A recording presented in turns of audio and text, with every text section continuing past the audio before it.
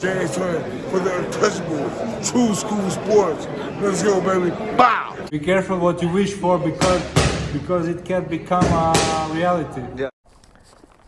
The untouchable True School Sports Empire, and y'all know the rest. Now, doing some videos while I'm walking to the train station. Got a very busy day ahead of me in Tokyo today.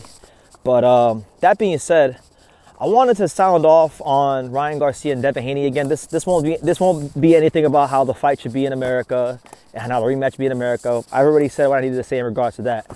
I wanted to talk about the actual fights that are rumored to happen for those two, because it's been reported that Ryan Garcia and Devin Haney, before they do a rematch, are going to do a fight on a Ring Magazine card. And this fight is going to be in the middle of Times Square. So that's pretty cool. That's pretty interesting. That's different. That's out the box. So that's cool. I like that.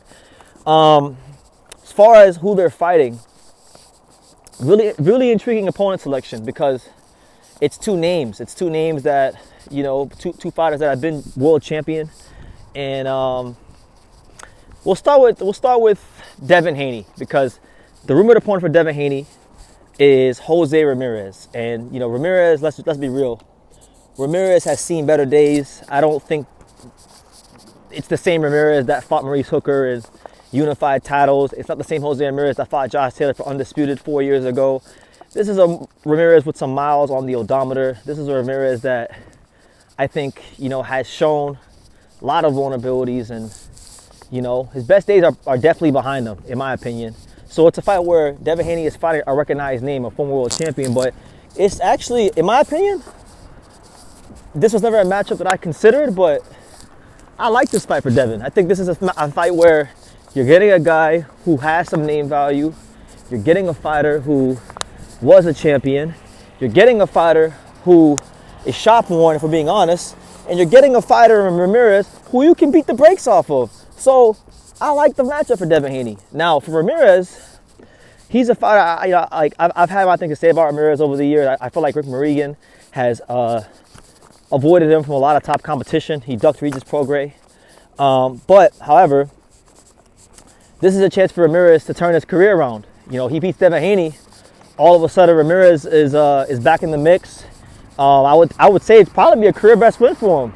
And I would probably say that, yeah, it would elevate him as a star in the sport. So it's a good fight. You know, I think when you break it down stylistically in the ring, Ramirez is funny because Ramirez has a bunch of amateur experience. He was an Olympian and whatnot. But Ramirez is not really a fighter that I think has, like, in the pros, he hasn't really fought with the amateur style.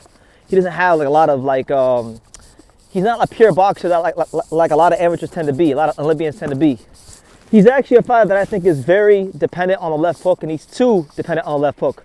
So if Devin Haney can take away the left hook, obviously he can beat Ramirez. But the irony of it is, this is the funny part about this matchup. Devin Haney showed against Ryan Garcia, he can't really defend a left hook. It's his Achilles heel. Now, a Ryan Garcia left hook and a Ramirez left hook are two different things.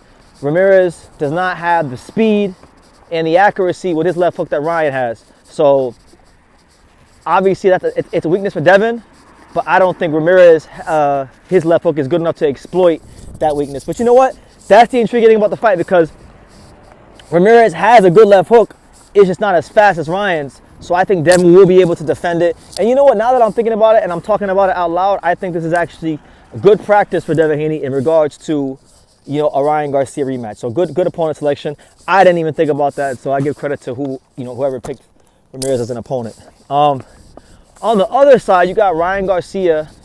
They're talking about him fighting Isaac Cruz. Now, I remember when the Isaac Cruz hype was at an all-time high, when they were calling on the Mexican Mike Tyson, and he lit the boxing world on fire after a really competitive fight with Gervonta Davis, where he stepped in on short notice and gave Tank a really good fight. And a lot of people thought, there were people out there that thought Pitbull Cruz beat Tank. It was a very close fight.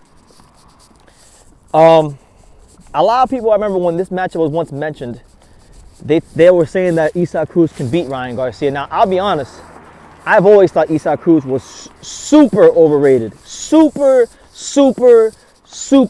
overrated. And I definitely stand by that. I mean, I stand on that 100%. He's still overrated. And he doesn't want to, like, he said that he don't want to fight Raul Valenzuela again because Raul Valenzuela runs around the ring, and Raul Valenzuela, all he does is he's not an exciting fighter, and fans don't want to see a fight like Raul Valenzuela. But here's a plot to Isaac Cruz. Here's a hot take. I think Isaac Cruz is a boring fighter. How about that? I think he's a boring fighter because he don't really punch. He's not no big time puncher, and he's super basic. He's a boring ass fighter to me. If I'm being honest with you. So I want to get that out the way. Obviously, he's a good fighter. He's a world champion. I respect him as a world champion, but I think he's been very overrated over the years. And I think that Ryan Garcia, if he shows up and he even trains, if Ryan Garcia trains hard for this fight and his conditioning is in order, he should knock Isaac Cruz out within 9 rounds. This fight should not even see the championship rounds because Isaac Cruz is going to come in with the high guard. He's going to wing the right hook, the overhand right.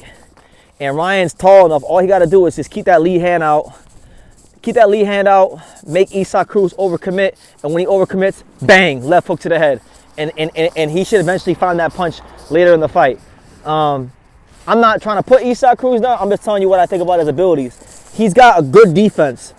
One thing I can say about Isaac Cruz is he's not this elite world-class puncher that everybody tries to make him out to be as the Mexican Mike Tyson. In my opinion, Isaac Cruz's best quality, believe it or not, is actually his defense. He keeps a very tight high guard defense. It's very hard to penetrate, and that's why Tank had so many problems with Isaac Cruz because they were the same height. Tank's not used to fighting guys that are his height or shorter, so that was an adjustment for him. And there were times where Tank would try to counter Isaac Cruz. Isaac Cruz had a very good high guard defense to block that. This is a different type of challenge for Isaac Cruz because Ryan Garcia is a taller fighter, longer frame. And I think it all comes down to Ryan. Ryan's the better fighter. If Ryan trains hard for this fight, which I think he will, I think the year away from boxing, the suspension, I actually think it's going to reignite a new love for Ryan Garcia. So I'm expecting in this fight for Ryan Garcia to be the best version of himself.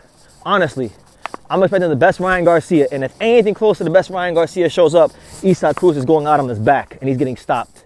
So those are my opinions on the fight. I think a lot of people may say that Isaac Cruz versus Ryan is the more competitive fight. I don't think it is. I think Jose Ramirez versus Devin will be the more competitive fight.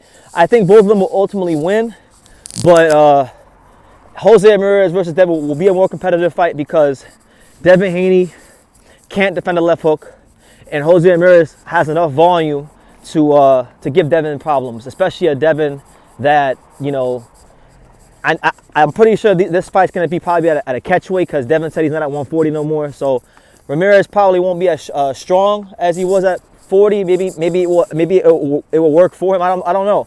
But I just think with what Ramirez brings to the table, conditioning-wise, punch selection-wise, he will be a tougher fight for Devin Haney. But I think Devin and Ryan should both comfortably win those fights. So that's my opinion on the rumored fights in New York City later in the year. So give me your thoughts. I like to hear what you guys got to say. And like I say in every single one of these videos, you can love me or you can hate me, but I'm just a kid from Dania. So until next time, take care, guys.